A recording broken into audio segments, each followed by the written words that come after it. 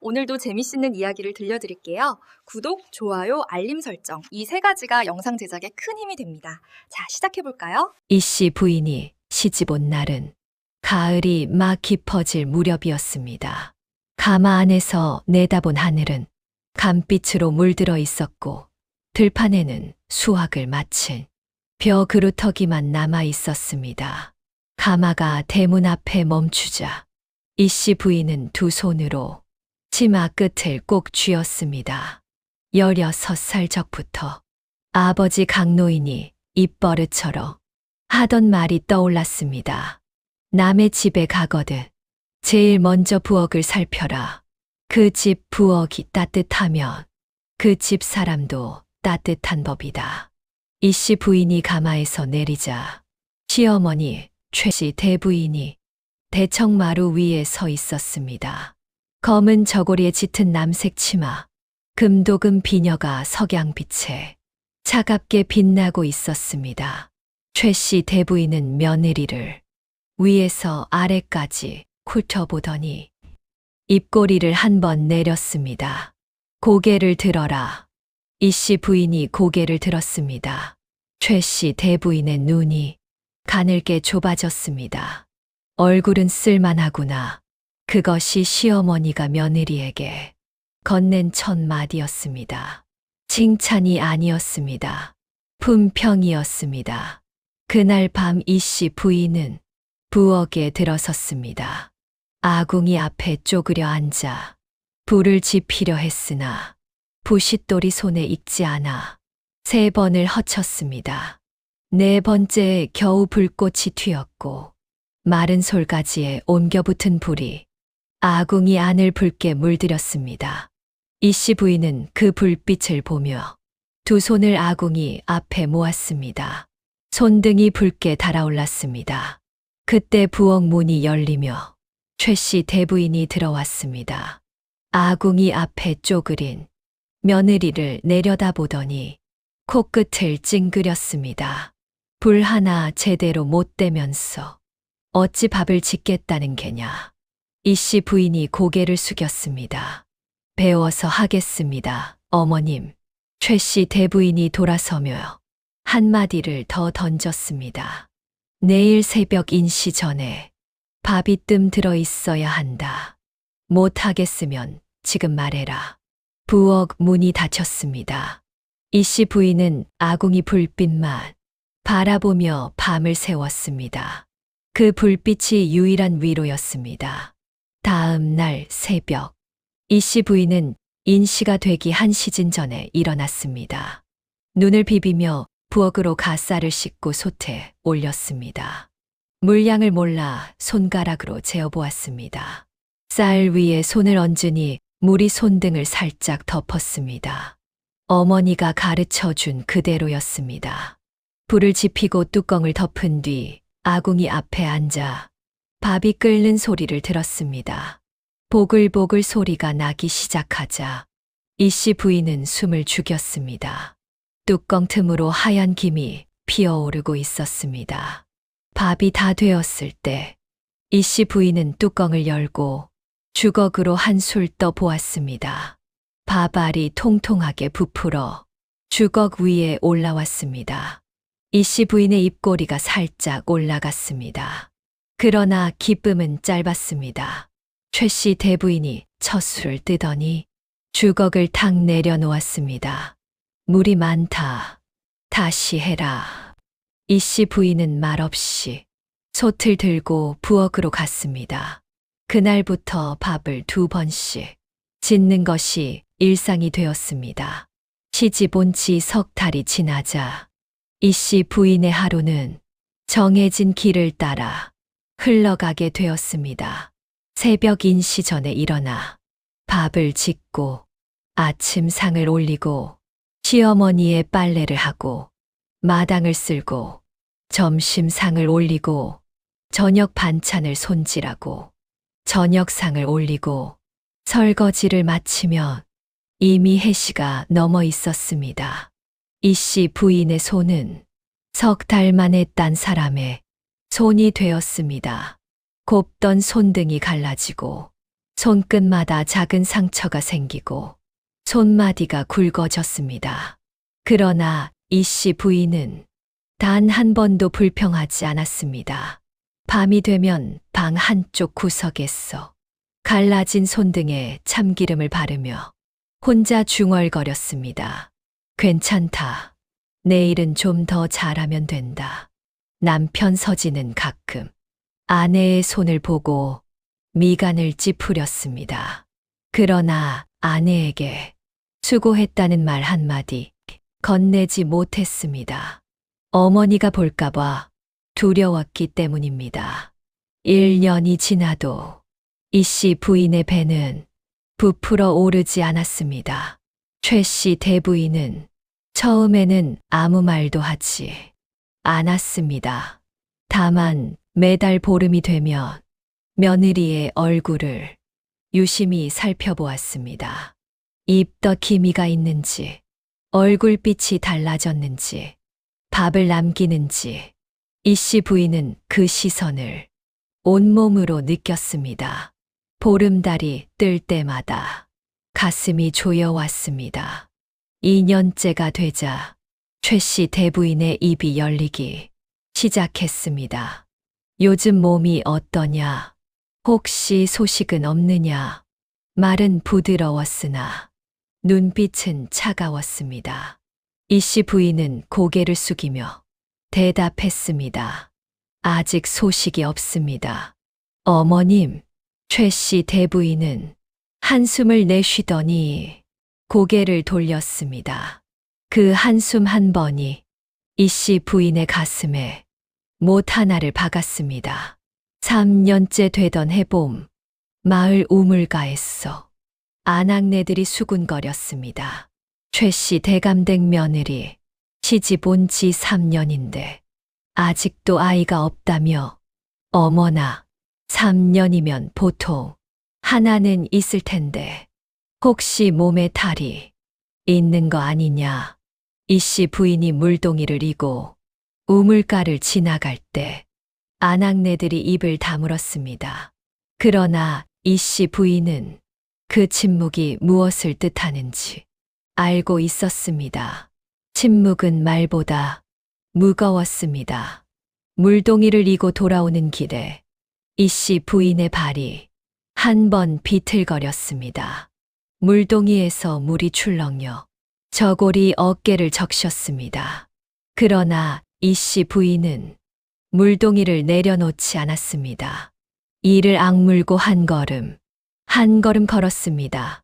부엌에 들어서서야 물동이를 내려놓고 젖은 어깨를 손으로 짚었습니다. 손끝이 떨리고 있었습니다. 그 해 가을, 최 씨 대부인이 며느리를 안방으로 불렀습니다. 이 씨 부인이 문 앞에 서자 최 씨 대부인이 방 안쪽에서 바느질감을 내려놓으며 말했습니다. 들어와 앉아라. 이 씨 부인이 문턱을 넘어 방 안에 무릎을 꿇었습니다. 최 씨 대부인이 며느리의 얼굴을 한참 들여다보았습니다. 3년이다. 3년 동안 밥을 해주고 빨래를 해주고 마당을 쓸어 주었으니 고생은 했다. 이 씨 부인의 눈이 살짝 커졌습니다. 시어머니의 입에서 고생이라는 말이 나올 줄은 몰랐기 때문입니다. 그러나 다음 말이 이 씨 부인의 가슴을 얼어붙게 만들었습니다. 그런데 며느리야, 고생만 한다고 며느리감이 되는 것은 아니다. 이 집의 대를 이을 아이가 있어야 내가 이 집 사람이다. 이 씨 부인은 두 손을 치마 위에 꼭 모았습니다. 손가락 끝이 하얗게 질려 있었습니다. 네, 어머님, 그 두 글자가 이 씨 부인이 할 수 있는 전부였습니다. 그날 밤 이 씨 부인은 부엌 아궁이 앞에 홀로 앉아 있었습니다. 불은 이미 꺼져 재만 남아 있었고 아궁이 안에서 희미한 열기가 이 씨 부인의 무릎까지 올라왔습니다. 이 씨 부인은 두 손을 아궁이 앞으로 내밀었습니다. 시집 온 첫날 밤과 같은 자세였습니다. 그러나 3년 전과 달라진 것이 있었습니다. 그때는 손이 고팠고, 그때는 눈에 눈물이 없었습니다.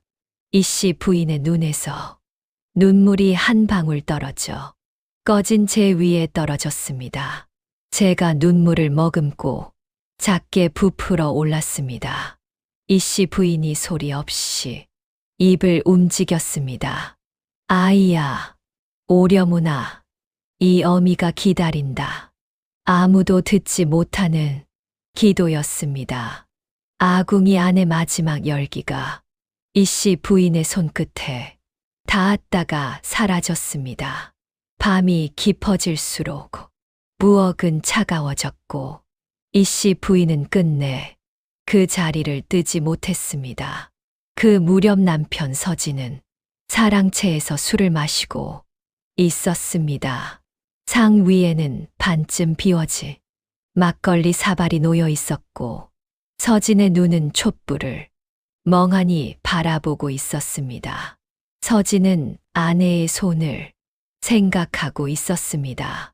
시집 오던 날 가마에서 내린 아내의 손은 작고 보드라웠습니다. 어제 저녁상을 올릴 때 아내의 손은 갈라지고 거칠었습니다. 서진이 술을 한 모금 들이켰습니다. 목구멍이 쓰렸습니다. 서진은 알고 있었습니다.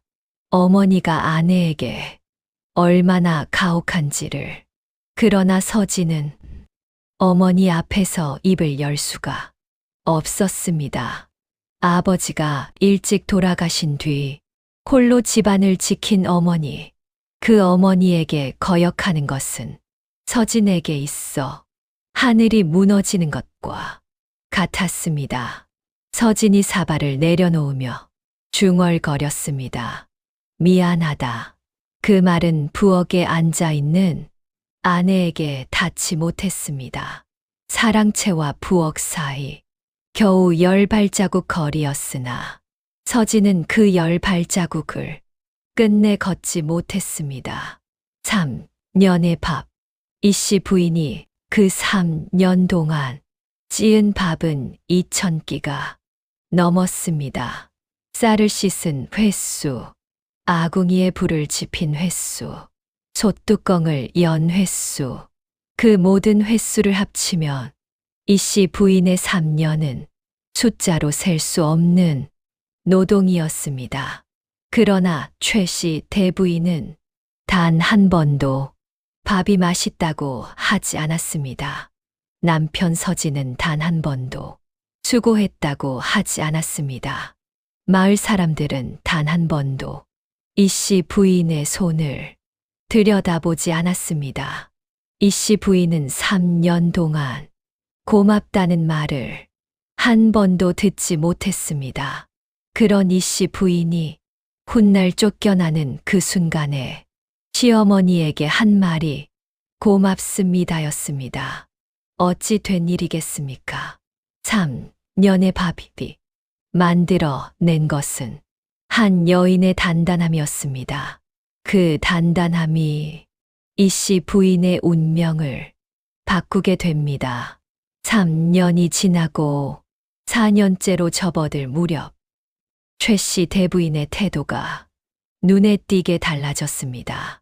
밥상을 받으며 젓가락을 들기 전에 한숨을 먼저 내쉬었고 며느리가 방에 들어오면 고개를 돌려 창밖을 바라보았습니다. 이 씨 부인이 어머님 하고 부르면 대답 대신 침묵이 돌아왔습니다. 그 침묵은 3년째 한숨보다 무거웠습니다. 이 씨 부인은 느꼈습니다. 시어머니의 마음이 서서히 닫히고 있다는 것을, 문이 닫히기 전에 무엇이든 해야 한다는 것을. 그래서 이 씨 부인은 새벽에 한 시진 더 일찍 일어나기 시작했습니다. 밥을 더 정성스럽게 짓고 빨래를 더 깨끗이 하고 마당을 더 꼼꼼히 쓸었습니다. 그러나 최 씨 대부인의 닫힌 문은 열리지 않았습니다. 정성은 아이를 대신할 수 없었습니다. 5년째 되던 해 겨울, 최 씨 대부인이 서진을 사랑채로 불렀습니다.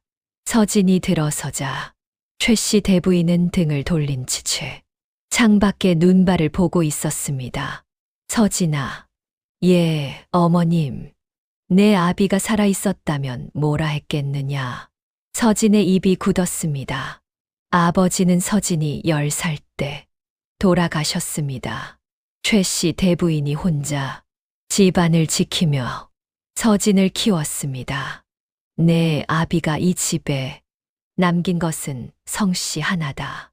그 성씨를 이을 핏줄이 없으면 이 집은 끝이다. 서진이 주먹을 쥐었습니다. 어머님, 조금만 더 기다려 주십시오. 최 씨 대부인이 고개를 돌려 서진을 바라보았습니다. 눈이 젖어 있었습니다. 내가 얼마나 더 기다려야 하느냐. 5년을 기다렸다. 7년을 기다리면 아이가 오느냐. 10년을 기다리면 오느냐. 서진은 대답하지 못했습니다. 7년째 되던 해 여름, 마을에 소문이 돌았습니다. 최 씨 대감댁이 새 며느리를 들이려 한다는 소문이었습니다. 소문의 출처는 마을 이장의 부인이었습니다. 최 씨 대부인이 중매쟁이를 불렀다더라. 허허, 그러면 이 씨 부인은 어찌 되는 거냐. 내쫓기겠지. 무자는 칠각이니. 소문은 바람보다 빨랐습니다. 사흘 만에 온 마을이 알게 되었고, 우물가에서, 빨래터에서, 장터에서 사람들이 이씨 부인의 이름을 입에 올렸습니다. 이씨 부인도 그 소문을 들었습니다. 빨래터에서 빨래를 하는데 옆에 있던 안악이 다른 안악에게 속삭이는 소리가 물소리 사이로 들려왔습니다. 저 사람이 쫓겨날 사람이래. 이씨 부인의 손이 방망이 위에서 멈추었습니다. 젖은 빨래 위로 눈물 한 방울이 떨어졌으나 물에 섞여 보이지 않았습니다. 그날 저녁 이씨 부인은 시어머니의 저녁상을 올리러 안방에 갔습니다. 상을 내려놓고 무릎을 꿇어 인사하려는데 최 씨 대부인이 말했습니다. 상 치워라. 입맛이 없다. 이씨 부인이 상을 들고 나가려 하자 최 씨 대부인이 등 뒤에서 말을 이었습니다. 며느리야. 이씨 부인이 멈추었습니다. 내가 이 집에 온 지 7년이다. 7년 동안 내 정성은 내가 안다. 이씨 부인의 심장이 한 번 크게 뛰었습니다. 시어머니가 정성이라는 말을 한 것은 처음이었습니다. 그러나 다음 말이 이씨 부인의 심장을 멈추게 했습니다. 그러나 정성만으로는 이 집을 지킬 수 없다. 내가 중매를 보았다. 이씨 부인의 손에서 밥상 모서리가 미끄러졌습니다. 상다리가 방바닥에 부딪혀 탁 소리가 났습니다. 국그릇이 기울어 국물이 방바닥 위로 천천히 퍼져나갔습니다. 이씨 부인은 엎질러진 국물을 치우며 손이 떨리는 것을 느꼈습니다. 행주로 방바닥을 닦는데 행주 아래로 눈물이 함께 닦여 나갔습니다. 최 씨 대부인은 며느리가 우는 것을 보았으나 입을 열지 않았습니다.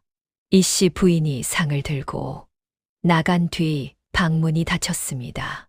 최 씨 대부인은 닫힌 문을 한참 바라보았습니다. 그리고 혼자 중얼거렸습니다. 내가 나쁜 년이지. 내가 나쁜 년인 거 안다. 그래도 이 집에 대를 끊을 수는 없다. 최 씨 대부인의 눈에서도 눈물이 흘렀으나 그 눈물을 본 사람은 아무도 없었습니다. 시어머니도 울고 있었습니다. 다만 그 눈물의 방향이 며느리와 달랐을 뿐입니다. 며느리는 자신을 향해 울었고 시어머니는 가문을 향해 울었습니다. 같은 지붕 아래 두 여자가 같은 밤에 울었으나 서로의 울음소리는 듣지 못했습니다. 8년째 되던 해 서진이 이씨 부인에게 처음으로 제대로 된 말을 건넸습니다.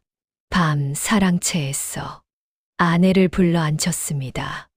당신, 이씨 부인이 고개를 들었습니다. 서진의 눈이 충혈되어 있었습니다. 술 냄새가 났습니다. 어머니가 새 며느리를 드리겠다고 하셨소. 이씨 부인은 이미 알고 있었으나 남편의 입에서 직접 듣자 가슴 한가운데가 뜨겁게 달아올랐습니다. 알고 있습니다. 소문을 들었습니다. 서진이 고개를 숙였습니다. 내가 막아야 하는데, 내가 어머니께 말씀드려야 하는데, 서진의 목소리가 떨렸습니다. 못하겠소. 어머니 앞에 서면 입이 열리지 않소. 이씨 부인은 남편을 바라보았습니다. 원망이 아니었습니다. 그 눈에는 원망보다 깊은 것이 담겨 있었습니다. 슬픔이었습니다. 남편이 나약한 것이 슬펐고 그 나약함을 탓할 수 없는 자신이 더 슬펐습니다. 9년째 되던 해, 이씨 부인은 마지막 희망을 걸고 저를 찾았습니다. 마을에서 10리 떨어진 산속 작은 절이었습니다. 새벽에 집을 났어. 산길을 올라가는 동안 이씨 부인의 다리가 3번 비틀거렸습니다. 그러나 멈추지 않았습니다. 절에 도착하자 법당 앞에 무릎을 꿇고 두 손을 모았습니다. 향 연기가 피어오르는 법당 안에서 이씨 부인은 처음으로 긴 말을 했습니다. 부처님, 2년이 시집 온 지 9해가 되었습니다. 밥을 짓고 빨래를 하고 마당을 쓸며 하루도 게으르지 않았습니다. 그런데 아이가 오지 않습니다. 시어머니는 새 며느리를 드리겠다 하시고 남편은 막지 못합니다.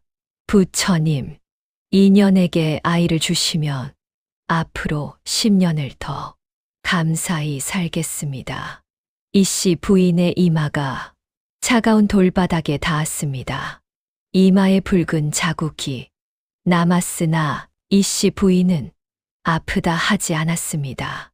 절에서 돌아온 뒤로도 아이는 오지 않았습니다. 9년째의 가을이 지나고 겨울이 왔습니다. 최 씨 대부는 더 이상 며느리를 부르지 않았습니다. 밥상을 올려도 고개를 끄덕일 뿐 말이 없었습니다. 침묵이 칼이 되어 이씨 부인의 하루하루를 잘라냈습니다. 서진도 변했습니다. 술이 늘었고 집에 들어오는 시간이 점점 늦어졌습니다. 사랑채에서 혼자 술을 마시다 잠이 들었고 아내가 있는 안채에는 발걸음을 하지 않았습니다. 이씨 부인은 혼자 안채 방에 앉아 벽을 바라보았습니다. 벽에는 시집 올 때 가져온 작은 거울이 걸려 있었습니다. 거울 속 얼굴은 26살에 시집 온 그 얼굴이 아니었습니다. 눈 밑에 그림자가 깊었고 볼이 움푹 들어가 있었고 입꼬리가 내려가 있었습니다. 이씨 부인은 거울을 뒤집어 벽에 대었습니다. 더 이상 자기 얼굴을 보고 싶지 않았습니다. 10년째 되던 해 초봄, 최 씨 대부인이 드디어 입을 열었습니다. 대청마루에 온 식구를 모이게 했습니다. 최 씨 대부인이 대청마루 가운데에 앉았고 서진이 왼편에, 이 씨 부인이 오른편에 무릎을 꿇었습니다. 하인 둘이 마당 아래에 서 있었습니다. 최 씨 대부인이 입을 열었습니다. 오늘 할 말이 있다. 마당 위로 찬바람이 한 줄기 지나갔습니다. 이 씨 부인, 이 씨 부인이 고개를 숙였습니다. 고개를 들어라. 이 씨 부인이 천천히 고개를 들었습니다. 최 씨 대부인의 눈과 이 씨 부인의 눈이 마주쳤습니다. 최 씨 대부인의 눈은 차가웠으나 그 깊은 곳에 무언가가 흔들리고 있었습니다. 10년이다. 내가 이 집에 온 지 만 10년이 되었다. 10년 동안 내가 한 일을 내가 모르는 것이 아니다. 최 씨 대부인이 말을 이었습니다. 그러나 한마디가 대청마루 위의 공기를 얼어붙게 만들었습니다. 이 집의 대를 잇는 것은 내 뜻이 아니라 하늘의 뜻이다. 하늘이 이 집에 아이를 보내지 않았으니 이것은 너의 잘못이 아니다.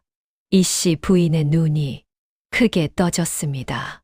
잘못이 아니라는 말을 시어머니에게 듣게 될 줄은 꿈에도 몰랐습니다. 그러나 잘못이 아니어도 갈 길은 가야 한다. 오늘로 너를 친정에 돌려보낸다. 서진의 얼굴이 자색이 되었습니다. 주먹을 떨며 입을 열려 했으나 최 씨 대부인이 먼저 손을 들어 막았습니다. 서진아, 입 다물어라.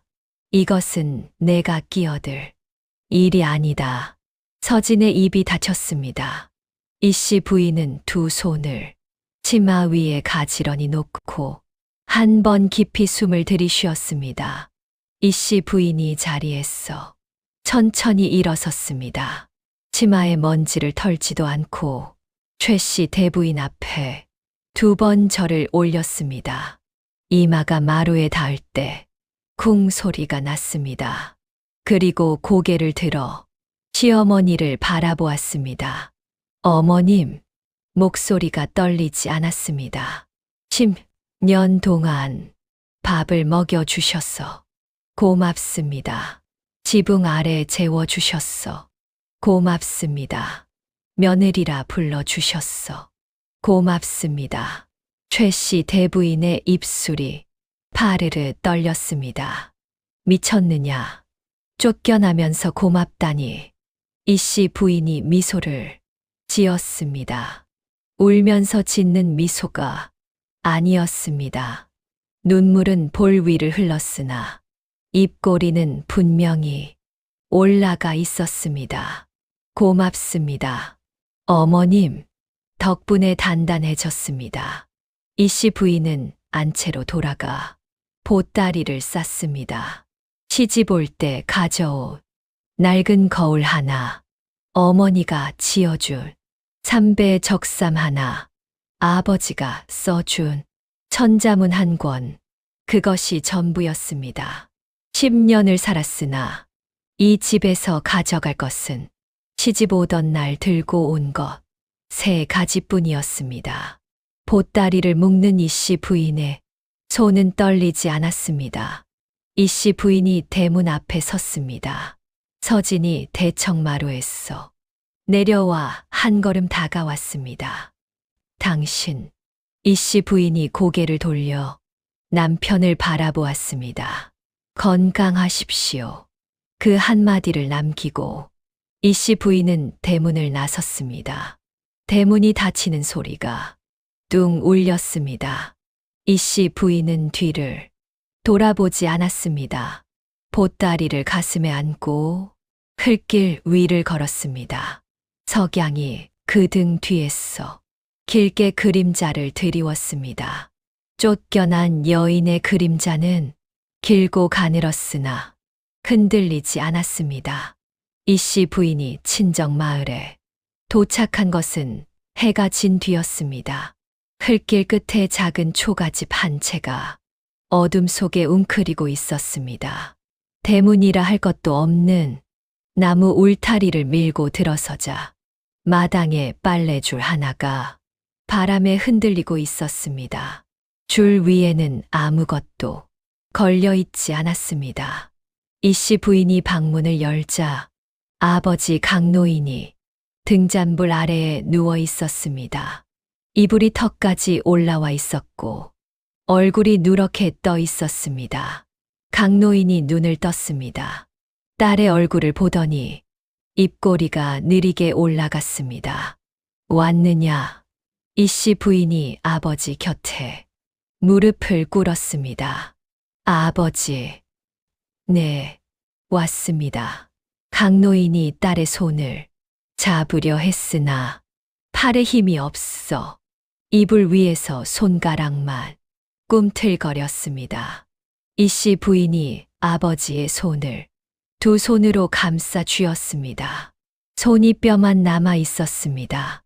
다음 날 아침, 이씨 부인은 아버지의 상태를 살폈습니다. 기침이 잦고 가래에 붉은 것이 섞여 있었고 밥을 먹으면 반 이상을 토해냈습니다. 마을 사람에게 물으니 반년 전부터 앓기 시작했고 약을 지을 돈이 없어 그대로 누워 있었다고 했습니다. 이씨 부인은 부엌에 들어가 솥을 열어보았습니다. 쌀이 없었습니다. 뒤줄을 열어보았습니다. 바닥에 쌀겨만 한 줌 남아 있었습니다. 이씨 부인은 그 쌀겨로 묽은 죽을 끓였습니다. 아버지에게 한 술씩 떠올리며 말했습니다. 아버지, 제가 약값을 벌겠습니다. 강노인이 딸을 바라보았습니다. 둥근 은퇴 안경 너머로 맑은 눈이 딸의 얼굴을 훑었습니다. 시댁에서 무슨 일이 있었느냐? 이씨 부인은 잠시 입을 다물었다가 대답했습니다. 고맙다는 인사를 드리고 왔습니다. 강노인은 더 묻지 않았습니다. 이씨 부인은 이틀째 되던 날 마을을 돌며 일자리를 찾았습니다. 그러나 쉽지 않았습니다. 마을 사람들은 이씨 부인이 쫓겨온 여자라는 사실을 알고 있었습니다. 소문은 이미 이 마을까지 닿아 있었습니다. 최씨 대감댁에서 내쫓긴 여자래. 무자라더라. 그런 여자를 집에 들이면 재수가 없다. 이씨 부인이 떡집에 갔어. 일을 시켜 달라 하니 주인이 고개를 저었습니다. 포목점에 갔어. 일을 시켜 달라 하니 주인이 손을 내저었습니다. 주막에 갔어. 일을 시켜 달라 하니 주모가 이씨 부인을 위아래로 훑어보더니 코웃음을 쳤습니다. 대감댁 며느리가 주막에서 일하겠다고? 이씨 부인은 주막 문 앞에 서서 한참 동안 움직이지 못했습니다. 발끝만 바라보았습니다. 그 발끝이 흐려졌습니다. 눈물이 떨어진 것입니다. 그날 저녁, 이씨 부인이 마을 끝 약방 앞을 지나갔습니다. 약방은 작았습니다. 나무 간판에 박씨 약방이라 적혀 있었고 처마 아래에 말린 약초 묶음이 줄줄이 매달려 있었습니다. 문이 반쯤 열려 있었고 안에서 절구 소리가 들려오고 있었습니다. 이씨 부인이 문 앞에 멈춰 섰습니다. 안을 들여다보니 한 남자가 약재를 절구에 빻고 있었습니다. 키가 크고 어깨가 넓은 남자였습니다. 감색 저고리에 흰 바지, 허리에 약재 주머니 2개가 매달려 있었습니다. 남자가 고개를 들었습니다. 이씨 부인과 눈이 마주쳤습니다. 왼쪽 눈 밑에 작은 점이 있는 부드러운 눈매였습니다. 무엇을 찾으시오? 이씨 부인이 입을 열었습니다. 일자리를 찾고 있습니다. 남자가 절구를 내려놓고 이 씨 부인의 손을 보았습니다. 갈라지고 거친 손이었습니다. 남자가 고개를 한번 끄덕였습니다. 내일 아침 인시에 오시오. 그것이 전부였습니다. 그 남자가 박도령이었습니다. 마을 사람들의 말에 따르면 박도령은 3년 전 아내를 병으로 잃고 후 혼자 약방을 꾸리고 있었습니다. 말이 없고 손님에게도 필요한 말만 하고 장날에도 혼자 약재를 사서 혼자 돌아오는 사람이었습니다. 마을 아낙네들이 중매를 넣으려 해도 한 번도 응한 적이 없었습니다. 다만 아픈 사람이 오면 약값을 깎아 주었고 돈이 없다는 사람에게는 약을 그냥 주기도 했습니다. 과묵하되 무정하지 않은 사람이었습니다. 이 씨 부인은 그런 사정을 알지 못한 채 다음 날 새벽 인시 전에 약방 앞에 섰습니다. 문이 아직 닫혀 있었습니다. 이 씨 부인은 문 앞에 섰어 기다렸습니다. 인시가 되지 않았어. 문이 열렸습니다. 박도령이 문을 열다 이 씨 부인을 보고 멈칫했습니다. 벌써 왔소. 네, 인시 전에 왔습니다. 박도령의 입꼬리가 아주 살짝 올라갔습니다. 눈이 초승달 모양이 되었습니다. 이 씨 부인의 약방 생활이 시작되었습니다. 첫째 날은 약초를 다듬었습니다. 박도령이 마른 감초 묶음을 이 씨 부인 앞에 놓으며 말했습니다. 뿌리에 붙은 흙을 칼로 긁어내시오. 잔뿌리는 떼어내고 굵은 뿌리만 남기시오. 이 씨 부인은 작은 칼을 잡고 감초 뿌리를 다듬기 시작했습니다. 손끝에 흙이 묻었고 칼에 손을 빼어 피가 한 방울 맺혔으나 이 씨 부인은 멈추지 않았습니다. 피가 맺힌 손가락을 입에 물고 다시 칼을 잡았습니다. 박도령이 그 모습을 옆에서 보았으나 아무 말 하지 않았습니다.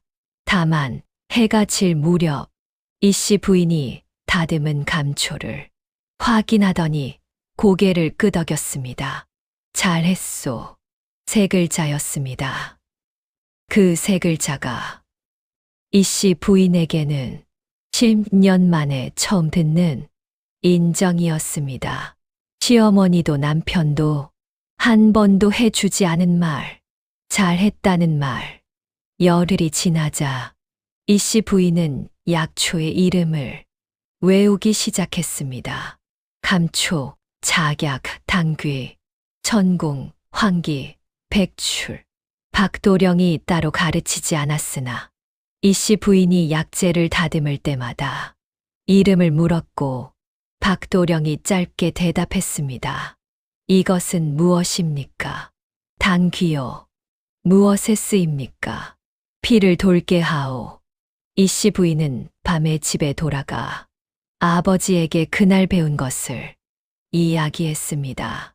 강노인이 웃었습니다. 당귀라. 돌아온다는 뜻이다.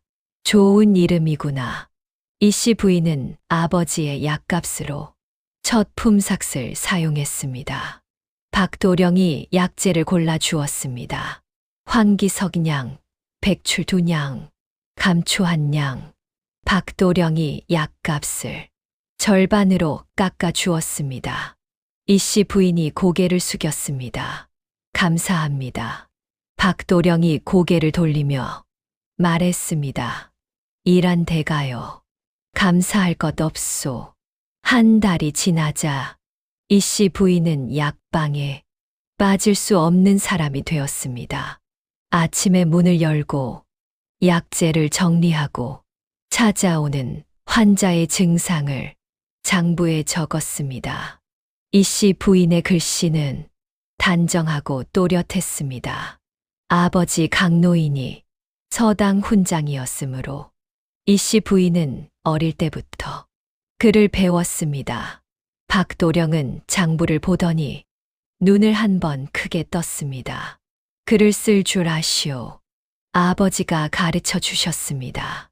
박도령이 장부를 넘기며 한참 글씨를 보았습니다. 그리고 고개를 끄덕이며 혼잣말처럼 말했습니다. 좋은 아버지를 두셨소. 이씨 부인은 그 말에 가슴이 뜨거워졌습니다. 아버지를 칭찬하는 말이 자신을 칭찬하는 말보다 더 기뻤습니다. 그날 밤 아버지에게 그 이야기를 전하니 강노인이 기침 사이로 웃었습니다. 그 사람을 볼 줄 아는 사람이구나. 2달이 지나자 박도령의 태도에 작은 변화가 생겼습니다. 이전에는 이씨 부인에게 일감만 주고 돌아섰는데 이제는 약재를 건네며 한마디를 더 했습니다. 오늘 날이 차니 손 다치지 마시오. 또 어느 날은 점심때 이씨 부인이 밥을 먹지 않는 것을 보고 작은 보자기에 싼 주먹밥을 이씨 부인의 자리에 놓아두고 갔습니다. 말은 없었습니다. 다만 보자기 위에 작은 매화 가지 한 송이가 놓여 있었습니다. 이씨 부인은 그 매화를 보고 한참 동안 움직이지 못했습니다. 매화는 겨울에 피는 꽃이었습니다. 추위 속에서 피는 꽃. 이씨 부인은 주먹밥을 한 입 빼어 물었습니다. 안에 콩이 들어 있었습니다. 짜지 않고 고소했습니다. 이씨 부인의 눈에서 눈물이 한 방울 흘렀습니다. 주먹밥 때문이 아니었습니다. 누군가가 자신의 배고픔을 알아챈 것이 처음이었기 때문입니다. 그러나 이씨 부인은 마음의 문을 열지 않았습니다. 박도령의 호의를 느꼈으나 자신은 쫓겨난 여자라는 생각이 벽처럼 가로막고 있었습니다. 어느 저녁 약방 문을 닫고 나가는 길에 박도령이 말했습니다. 이씨 부인이 멈추어 섰습니다. 장날에 약재를 사러 장에 가야 하오. 함께 가시겠소. 이씨 부인은 고개를 숙이며 대답했습니다. 제가 갈 자리가 아닌 것 같습니다. 박도령이 물었습니다. 왜 그렇게 생각하시오? 이씨 부인이 입을 열었다. 다 물었습니다. 그리고 나지막이 말했습니다. 저는 버림받은 사람이옵니다. 함께 가면 박서방님께게 누가 될까 두렵습니다. 박도령이 한참 동안 이씨 부인을 바라보았습니다. 그리고 말했습니다. 내가 누가 되는지는 내가 정하오. 내일 인시에 떠나겠소. 박도령이 먼저 돌아서 어둠 속으로 걸어갔습니다. 그날 밤 이씨 부인은 아버지에게 물었습니다. 아버지, 그래, 버림받은 사람이 다시 누군가 곁에 있어도 되겠습니까? 강노인이 딸을 바라보았습니다. 둥근 은퇴 안경 너머로 맑은 눈이 빛나고 있었습니다. 딸아, 고마운 사람 곁에 있는 것이 효도다. 내 삶을 남에게 맡기지 마라. 내가 내 삶을 살아야 이 아비도 편히 눈 감는다. 이씨 부인은 아버지의 손을 꼭 쥐었습니다. 뼈만 남은 손이었으나 그 손에서 전해지는 온기는 어떤 따뜻한 손보다 뜨거웠습니다. 이씨 부인은 그 밤 잠을 이루지 못했습니다. 천장을 바라보며 10년을 되짚었습니다. 시집가던 날의 가마, 부엌의 아궁이, 시어머니의 한숨, 남편의 침묵, 우물가의 수군거림, 절의 돌바닥, 그리고 대문 앞에서 한 고맙습니다. 그 모든 것이 한 줄로 이어져 있었습니다. 그 줄 끝에 약방의 등불이 켜져 있었습니다. 한편 시댁에서는 이씨 부인이 떠난 뒤 모든 것이 흐트러졌습니다. 최씨 대부인이 새 며느리를 들였으나 새 며느리는 밥을 태우고 빨래에 구김을 남기고 마당을 쓸다 말았습니다. 최씨 대부인이 꾸짖으면 새 며느리는 입술을 삐죽이며 방으로 들어가 버렸습니다. 이씨 부인이 10년간 새벽마다 지어 올리던 밥, 구김 없이 널어 말리던 빨래, 한 입도 남기지 않고 쓸어내던 마당, 그 모든 것이 사라지자 최씨 대부인은 비로소 느꼈습니다. 이씨 부인이 해온 일에 무게를 서지는 술이 더 늘었습니다. 매일 밤 사랑채에서 막걸리를 마셨습니다. 새 며느리가 저녁상을 올려도 젓가락을 들지 않았습니다. 어느 날 밤 술에 취한 서진이 사랑채 기둥에 머리를 대고 중얼거렸습니다. 당신이 고맙다 하고 나간 뒤로 이 집이 다 무너졌소. 그 말을 들은 사람은 아무도 없었습니다. 사랑채 밖에서는 겨울바람만 울고 있었습니다. 석 달이 지난 어느 날 박도령이 약방문을 닫은 뒤 이씨 부인에게 말했습니다. 이씨 부인, 드릴 말씀이 있소. 이씨 부인이 약재를 정리하던 손을 멈추었습니다. 박도령이 작업대 건너편에 무릎을 꿇고 앉았습니다. 키가 크고 어깨가 넓은 남자가 무릎을 꿇으니 작업대 위에 약재 묶음보다 고개가 낮아졌습니다. 혼인을 청하고 싶소. 이씨 부인의 손이 무릎 위에서 멈추었습니다. 심장이 한 번 크게 뛰고 멈춘 것 같았습니다. 박도령이 말을 이었습니다. 내 아내는 3년 전에 이 세상을 떠났소. 그 뒤로 혼자 살았소.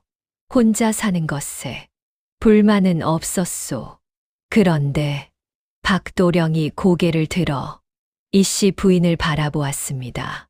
왼쪽 눈 밑에 작은 점이 촛불에 비쳤습니다. 부인이 약방에 온 뒤로 혼자인 것이 견디기 어려워졌소. 이씨 부인은 한참 동안 대답하지 못했습니다. 가슴 안에서 두 가지 목소리가 부딪히고 있었습니다. 한 목소리는 말했습니다. 받아들여라. 이 사람은 진심이다. 다른 목소리는 말했습니다. 너는 버림받은 여자다. 또 버림받으면 어쩌겠느냐. 이씨 부인이 입을 열었습니다. 박서방님, 저는 시댁에서 내쫓긴 여자입니다. 아이를 낳지 못하여 칠거지약으로 쫓겨났습니다.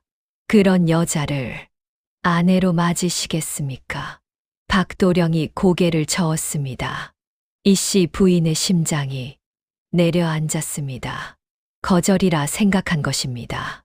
그러나 박도령이 입을 열었습니다. 고개를 저은 것은 부인의 말이 틀렸기 때문이요. 부인은 버림받은 여자가 아니요. 10년을 견딘 여자요. 견딘 사람은 버림받은 것이 아니라 제 발로 걸어 나온 것이요. 이씨 부인의 눈에서 눈물이 쏟아졌습니다. 그날 밤 이씨 부인은 아버지에게 박도령의 청혼을 전했습니다. 강노인이 이불 위에서 상체를 일으켰습니다. 반년 만에 처음으로 스스로 몸을 일으킨 것이었습니다. 그 사람이 뭐라 했느냐. 견딘 사람은 버림받은 것이 아니라 제 발로 걸어 나온 것이라 했습니다. 강노인의 눈이 안경 너머로 빛났습니다. 그 한마디면 됐다. 강노인이 딸의 손을 잡았습니다. 이번에는 손에 힘이 있었습니다. 딸아, 내 삶을 살아라. 이 아비가 허락하다. 이씨 부인은 아버지의 손등에 이마를 대었습니다.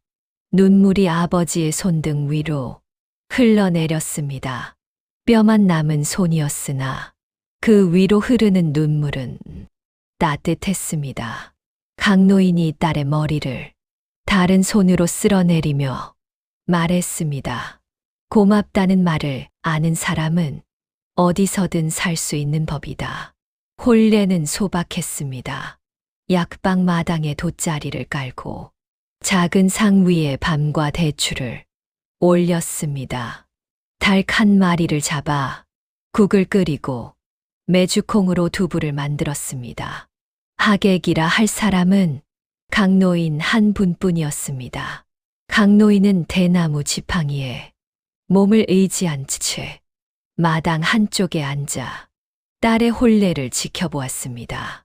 이씨 부인은 연한 살구색 저고리에 청록색 치마를 입었습니다. 시집 갈 때 입었던 그 옷이었습니다. 새 옷을 살 돈이 없었기 때문입니다. 그러나 박도령은 이씨 부인의 옷이 낡았다는 말을 하지 않았습니다. 다만 이씨 부인의 머리에 매화 가지 한 송이를 꽂아 주었습니다. 새 비녀를 사드려야 하는데 아직 못했소. 이것으로 대신하겠소. 이씨 부인이 머리 위에 매화를 손으로 짚으며 웃었습니다. 그것은 시집 온 뒤 10년 만에 처음 짓는 환한 웃음이었습니다. 혼례가 끝나고 박도령과 이씨 부인은 약방 뒷채에서 살기 시작했습니다. 방 한 칸에 부엌 하나, 그것이 전부였으나 이씨 부인에게는 충분했습니다. 아침에 눈을 뜨면 옆에 사람이 있었습니다. 시댁에서는 남편 서진이 사랑채에서 따로 잤으므로 아침에 옆에 사람이 있어 본 적이 없었습니다.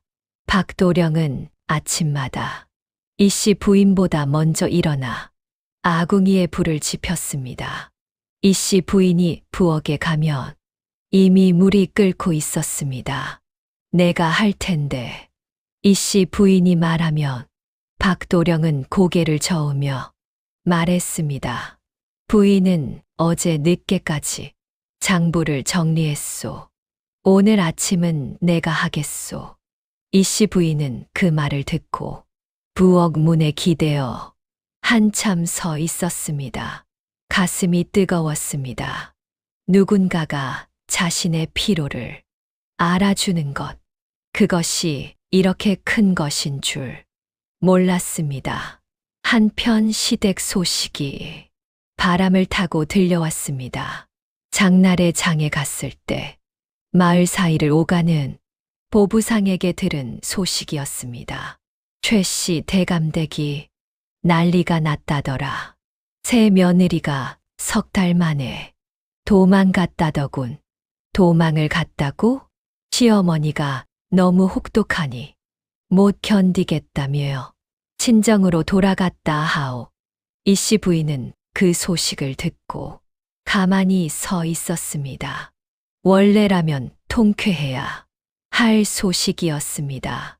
자신을 내쫓은 시어머니가 새 며느리에게도 버림받은 것이니까. 그러나 이씨 부인은 통쾌하지 않았습니다. 오히려 가슴 한쪽이 서늘해졌습니다. 시어머니가 혼자 안방에 앉아 있을 모습이 떠올랐기 때문입니다. 그 차가운 방에서 혼자 밥을 먹고 있을 시어머니. 이씨 부인은 고개를 숙이며 나지막이 말했습니다. 어머님, 보름이 지난 어느 날 약방 앞에 낯익은 사람이 서 있었습니다. 서진이었습니다. 회색 도포가 구겨져 있었고 가시 비뚤어져 있었고 눈이 충혈되어 있었습니다. 석 달 전의 서진보다 10살은 더 늙어 보였습니다. 이씨 부인이 약방 문 앞에서 서진을 보고 멈추었습니다. 서진도 이씨 부인을 보고 멈추었습니다. 두 사람 사이에 세 걸음의 거리가 있었습니다. 서진이 먼저 입을 열었습니다. 당신. 이 씨 부인은 대답하지 않았습니다. 서진의 눈에서 눈물이 흘러내렸습니다. 미안하오. 내가 그때 10발자국을 걸었어야 했소. 부엌까지 갔어야 했소.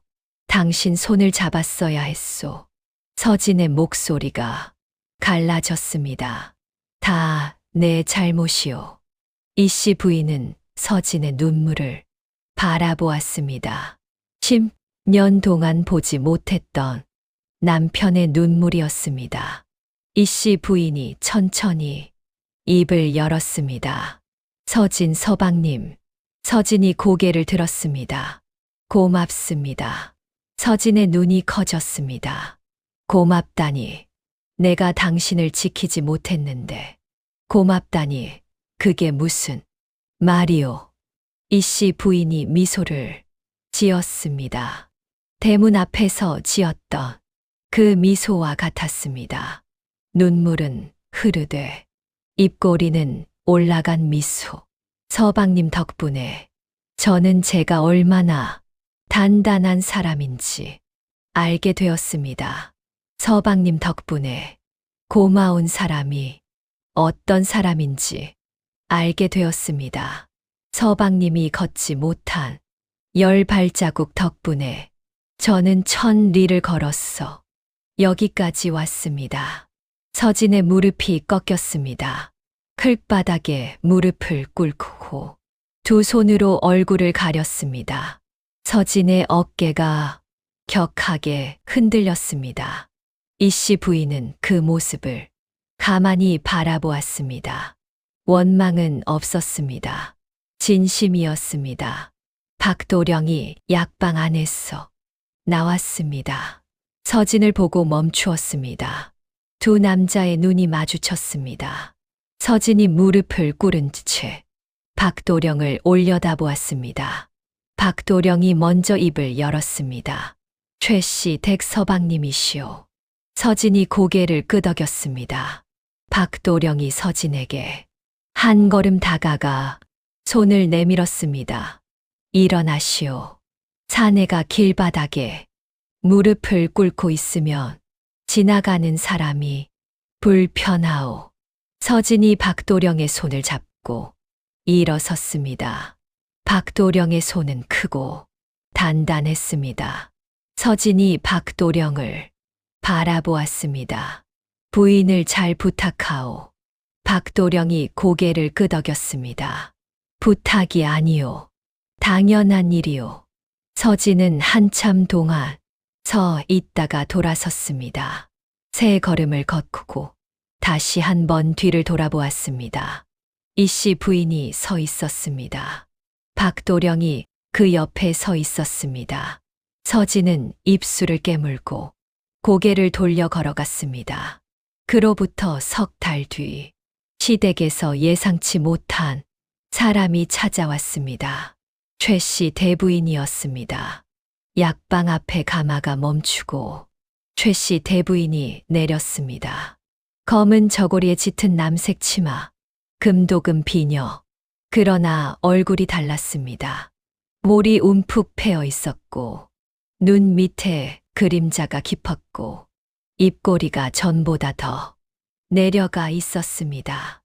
이 씨 부인이 약방 문 앞에서 시어머니를 보고 숨이 멈추었습니다. 최씨 대부인이 이 씨 부인 앞에 섰습니다. 두 여자가 마주 보았습니다. 10년을 함께 살고 반년을 떨어져 있었던 두 여자. 최씨 대부인의 입술이 떨렸습니다. 그리고 그 차갑던 시어머니가 태어나서 처음으로 며느리 앞에 무릎을 꿇었습니다. 이 씨 부인의 눈이 크게 벌어졌습니다. 최씨 대부인의 무릎이 흙바닥에 닿았습니다. 짙은 남색 치마가 먼지 위에 펼쳐졌습니다. 금도금 비녀가 햇빛에 번뜩였으나 그 아래의 얼굴은 무너져 내리고 있었습니다. 내가 잘못했다. 최씨 대부인의 목소리가 갈라졌습니다. 10년 동안 내가 해준 것을 나는 몰랐다. 아니, 알고 있었다. 알면서도 모른 척했다. 최 씨 대부인의 눈에서 눈물이 쏟아졌습니다. 내가 떠난 뒤에야 내가 얼마나 큰 사람이었는지 알았다. 밥 한 끼가 이렇게 무거운 줄 몰랐다. 빨래 한 번이 이렇게 고된 줄 몰랐다. 마당 한 번 쓰는 것이 이렇게 정성인 줄 몰랐다. 이 씨 부인은 시어머니의 무릎 꿇은 모습을 보며 온몸이 떨렸습니다. 시어머니가 무릎을 꿇은 것은 이 씨 부인의 10년 동안 단 한 번도 상상하지 못한 일이었습니다. 이 씨 부인이 시어머니 앞에 무릎을 꿇었습니다. 두 여자가 마주 꿇은 채 서로를 바라보았습니다. 이 씨 부인이 두 손을 내밀어 최 씨 대부인의 손을 잡았습니다. 차가운 손이었습니다. 그 차가운 손을 이 씨 부인의 갈라진 따뜻한 손이 감싸 쥐었습니다. 어머님, 고맙습니다. 최 씨 대부인이 울었습니다. 또 고맙다 하느냐? 내가 너를 내쫓았는데 고맙다 하느냐? 이 씨 부인이 시어머니의 손을 꼭 쥐며 말했습니다. 어머님이 내보내 주셨기에 저는 이 사람을 만났습니다. 어머님이 단련시켜 주셨기에 저는 어디서든 살 수 있는 사람이 되었습니다. 그러니 고맙습니다. 어머님, 진심입니다. 최 씨 대부인의 어깨가 무너졌습니다. 평생 곧게 세웠던 등이 처음으로 구부러졌습니다. 그 차갑던 시어머니가 며느리의 어깨에 이마를 대고 소리내어 울었습니다.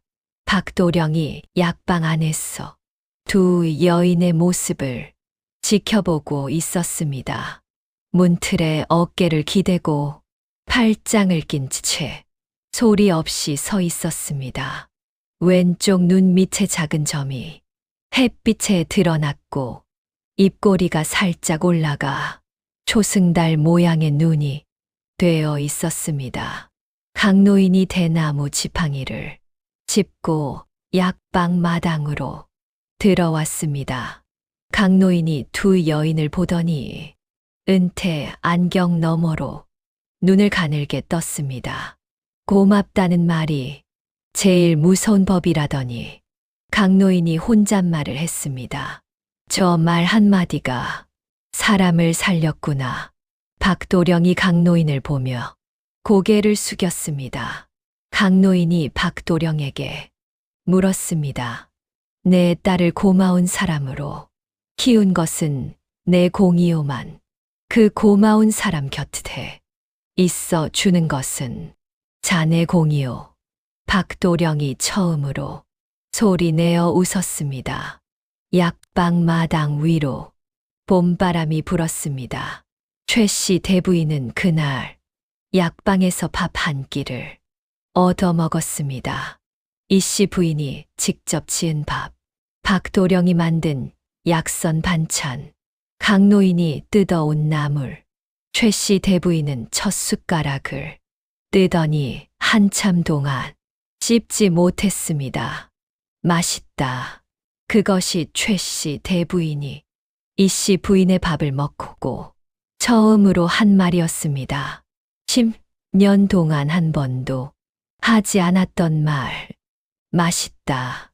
이 씨 부인의 눈에서 눈물이 흘렀으나 웃고 있었습니다. 어머님, 앞으로 드시고 싶을 때 언제든 오십시오. 최 씨 대부인은 고개를 숙이며 밥을 더 떠먹었습니다. 눈물이 밥 위에 떨어졌으나 최 씨 대부인은 그 밥을 남기지 않고 먹었습니다. 눈물이 섞인 밥이 가장 뜨거웠습니다. 그 뒤로 이 씨 부인과 박도령은 약방을 함께 꾸려 나갔습니다. 강노인은 약을 먹고 차츰 기력을 회복하여 마을 아이들에게 다시 글을 가르치기 시작했습니다. 약방 마당에 앉아 천자문을 읽어주는 강노인의 목소리가 마을 끝까지 들렸습니다. 이듬해 봄, 이씨 부인의 배가 둥글게 부풀어 올랐습니다. 아이가 온 것이었습니다.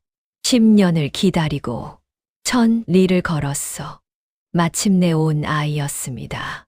이씨 부인은 배를 어루만지며 나지막이 말했습니다. 고맙다. 와 주어서 고맙다. 박도령이 옆에서 이씨 부인의 손을 잡으며 말했습니다. 부인이 걸어온 길이 이 아이를 데려온 것이오. 이씨 부인은 남편의 손을 꼭 쥐며 웃었습니다. 매화가 피는 봄이었습니다. 세월이 흘러 마을 사람들은 이씨 부인의 이야기를 전하기 시작했습니다. 쫓겨나면서 고맙다 한 여자가 있었다더라. 그 여자가 결국 제 인연을 찾았다더라. 고맙다는 말 한마디가 사람의 운명을 바꿨다더라. 어느 노인은 이렇게 말했습니다. 원망은 제 발목을 잡고 고마움은 제 발을 떼어준다. 이씨 부인이 고맙다 하지 않았더라면 그 대문 앞에 서서 주저앉았을 것이다. 고맙습니다. 한마디가 그 여자를 일으켜 세운 것이다. 이야기는 마을에서 마을로, 고을에서 고을로 퍼져나가 오랜 세월이 흐른 뒤에도 사람들의 입에서 사라지지 않았습니다. 오늘 이 이야기를 전해 드린 곳은 야담한 뿌리입니다.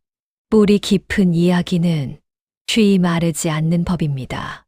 다음에도 뿌리 깊은 이야기로 찾아뵙겠습니다. 구독, 좋아요, 댓글은 야담한 뿌리에 큰 힘이 됩니다. 감사합니다.